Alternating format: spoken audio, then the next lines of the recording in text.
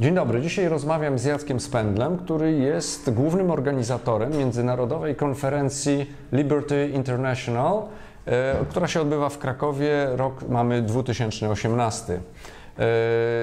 Trudno było zorganizować tą konferencję? Dzień dobry, bardzo mi miło być waszym gościem. Czy było trudno zorganizować konferencję? No, było to dosyć duże wyzwanie, szczególnie, że mamy tutaj ludzi z 23 krajów świata i też sprzedawaliśmy różnego rodzaju opcje, takie, które mają w sobie wszystkie posiłki, część posiłków, bez posiłków, więc to było pewne wyzwanie logistyczne, więc nie powiem, że to jest łatwe zadanie. Natomiast ja lubię organizować różnego rodzaju eventy, a szczególnie wolnościowe, więc dla mnie to jest praca, która przynosi mi radość. Jasne, jesteś super organizatorem. Ja byłem Dzięki na kilku serdecznie. poprzednich konferencjach w różnych miejscach na świecie i uważam, że ta konferencja jest zorganizowana po prostu najlepiej. Tutaj myślę, że o klasę lepiej niż wszystkie inne poprzednie, także gratulacje. Czy mógłbyś przybliżyć naszym widzom króciutko ideę właśnie konferencji libertariańskiej? To znaczy konferencje, które się nazywają Liberty International World Conference, czyli światowe konferencje organizacji Liberty International, mają już dosyć długą tradycję. Pierwsza taka konferencja odbyła się w 1982 roku. Uwaga, gdzie? W Szwajcarii. W Szwajcarii, tak. W Zurichu. I ta organizacja wówczas się inaczej nazywała ISIL, czyli International Society for Individual Liberty, no ale ISIL to jest słowo, tak, przebiło w Google'ach, tak, przez musieli zmienić nazwę. niefajnych panów z Bliskiego Wschodu. Musieli zmienić na Liberty International, ale jakby ta formuła tych corocznych konferencji pozostała i ta organizacja Liberty International ze Stanów Zjednoczonych co roku znajduje innego partnera lokalnego w innym kraju świata, który przejmuje na siebie tak naprawdę 90% pracy organizacyjnej. Natomiast oni dają swoje błogosławieństwo, plus sprowadzają szereg speakerów, nie wszystkich. Mniej więcej połowę myśmy zorganizowali speakerów, oni drugą połowę. Oni też mają swoje grono osób, które zawsze jeździ na te konferencje, więc... To są sponsorzy głównie, tak. Tak, dokładnie. Natomiast jeśli chodzi o sponsorów, to nie jest aż takie różowe.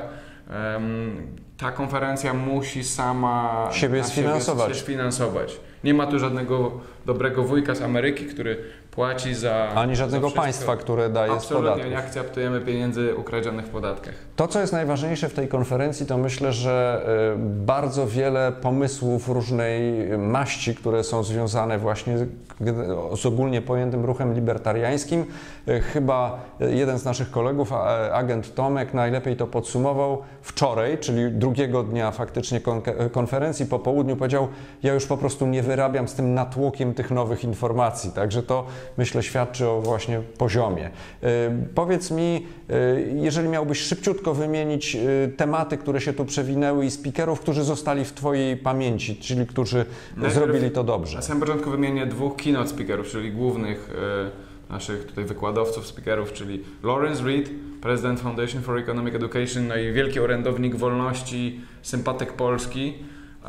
To jest osoba numer 1, potem David Schmitz, profesor z University of Arizona w Tucson. To jest najlepszy wydział filozofii polityki w Stanach Zjednoczonych, ale szerzej na całym świecie. Inni speakerzy, Ken Schooland, Lee Schooland.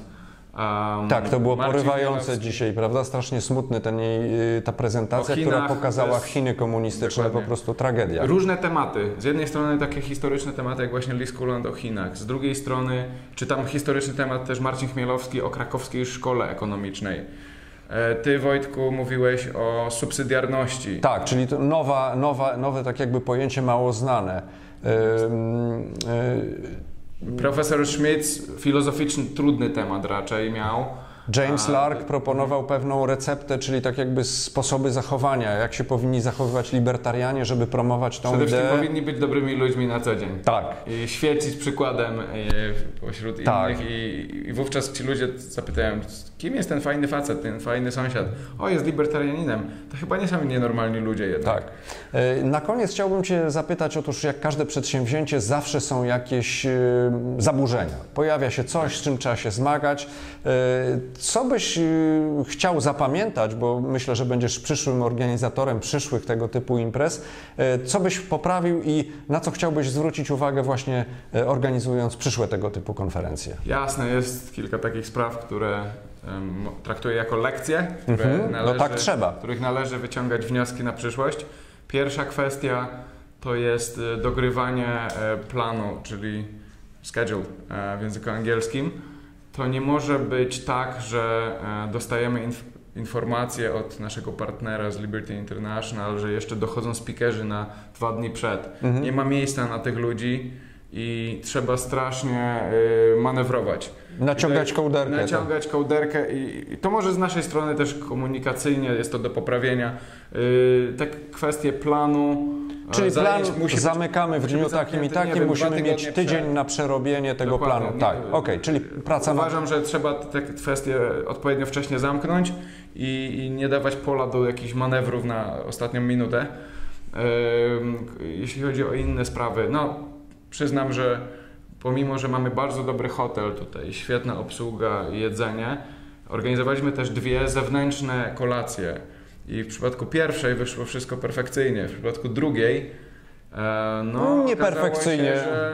Że to, co wydawało nam się, że jest powinno być domyślne, nie jest tak samo rozumiane z drugiej strony. Czyli co mam na myśli? Trzeba podpisywać Ludzie po prostu... byli ubici praktycznie do ścisku, czyli nie było takiego zrozumienia, że człowiek powinien mieć trochę przestrzeni wokół siebie.